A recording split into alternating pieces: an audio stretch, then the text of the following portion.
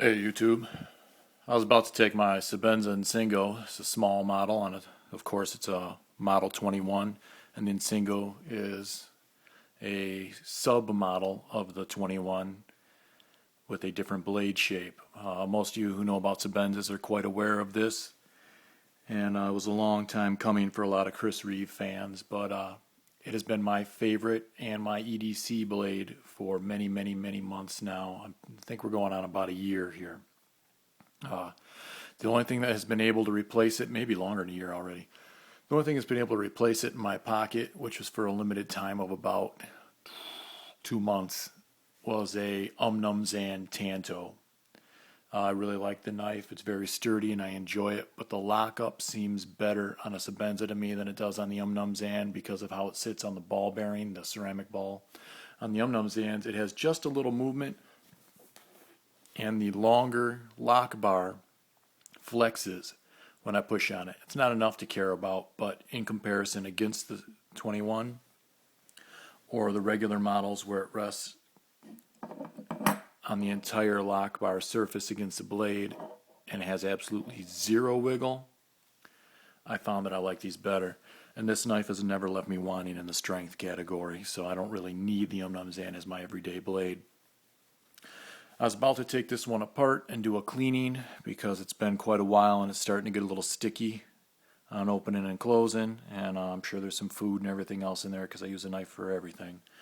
But I figured that before I did that, I had a subscriber ask me a long time ago, and I'd forgot about his request until just now, that if my Chris Reeve knives are users, to please show it and go into a little detail. My lighting isn't that great here, and I'm using a phone, but I'll try to capture. You can see this pocket clip is well worn. The edge here is completely wore off, and you'll notice that most of the sandblast has been worn to a smooth finish on it. You'll notice at the tail of it there's a lot of marks and scratches. On the spine I have some scratches. The face still looks pretty good as that sits mostly on the pocket. I mean, there's a little bit here and there. This edge looks nice. The tail's pretty well worn. But the blade, through all this and hard use, I mean, I've chopping limbs down while hunting, using this thing like an axe by getting way back on the blade and holding the lanyard and swinging hard. I was chopping pretty heavy limbs down with it. It never stuck in the lock area or got nasty on me. The lockup is still perfect at about 50%. The blade edge is still perfect. It needs a touch up on the edge, but it's still exceptionally sharp. The tip is just slightly flattened from a lot of work with it, but I'll touch that up on the ceramic rod and it'll come out just right. There are no scratches on the blade. The stonewash finish has been great. And this knife even kind of mostly saved my life one day hunting last year. The weather was too bad and I forgot my fixed blade back at camp like an idiot. Had to use this thing to chop through limbs on a pine tree bigger than my thumb. They're about, well, some of them are almost half of the blade. And I push cut and chiseled through, crawled into a pine tree to get out of the weather until I could, the weather broke and I could get back to camp. It was new land and I was kind of lost on it. Mine has the blue thumb stud and the blue back spacer. I think that's the only way they came in the beginning, but I think they come with silver now. And I tell you, if you're looking into getting one of these, I would suggest it. You can't go wrong with the 21. I always like the regular better, but the feel of this one, it just feels like there's more. The ergonomics are great. It feels like more handle. It feels like there's more choil.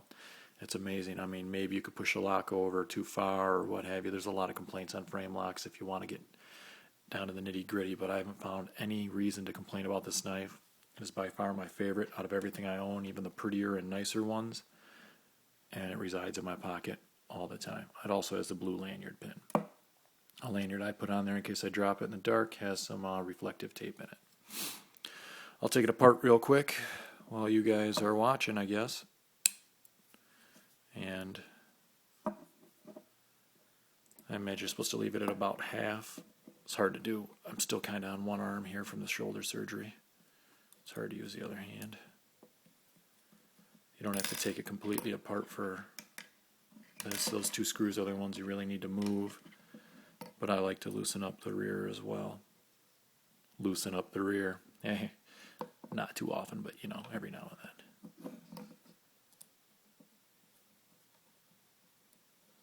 So, you guys have probably all seen this on YouTube 1,000 times, but maybe not with the Insingo, although it's identical to the regular 21. Of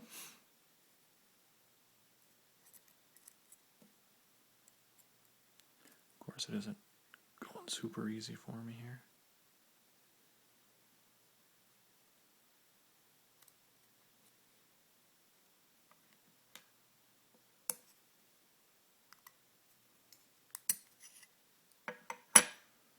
Bushings didn't come out, but that's alright. They'll be out in a moment.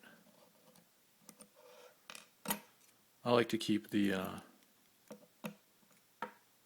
pins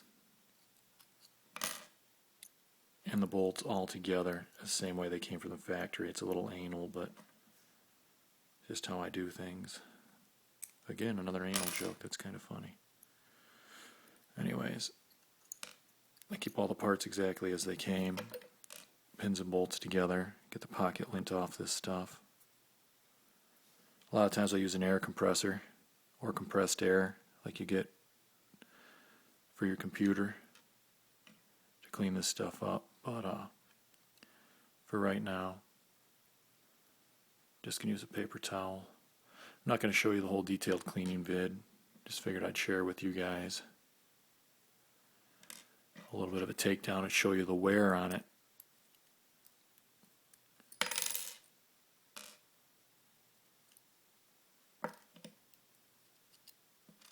From its hard, abusive life.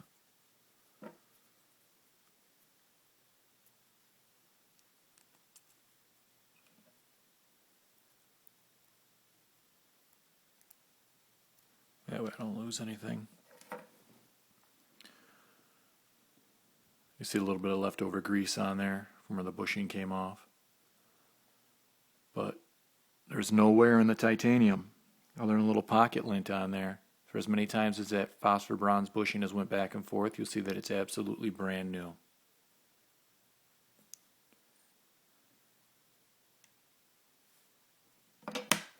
And on this side,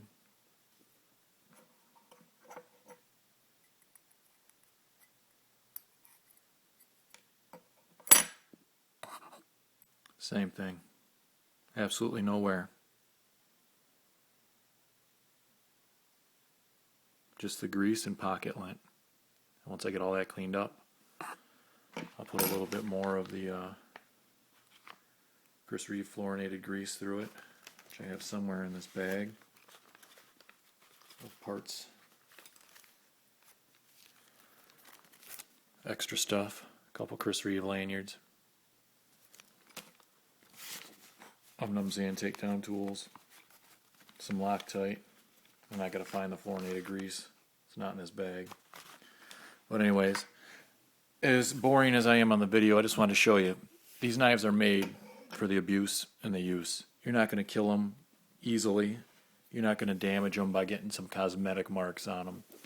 All the moving and functioning parts of this blade are as new. And that's after what would be equated to exceptionally hard and abusive use by most people. And I would call regular use with a pocket knife. Some of you guys wouldn't do that to a $5 knife, but I'll do it to a $340 knife because I'm paying for it to be able to take it. This thing's never let me down. I doubt that it ever will. And with very little maintenance, I expect it to last many, many, many more years. The maintenance is easy, as you see, and doesn't take much time. If you guys are really thinking about getting a Reeve knife, you should. They're made to take the abuse and they handle it well. Other than that, all I can say is the Insingo is a great blade design, and if you're not sure what to get or you don't like the shape of the others, try this one out. I think you'll be pleasantly surprised. I hope you guys are all taking care of each other, and take it easy.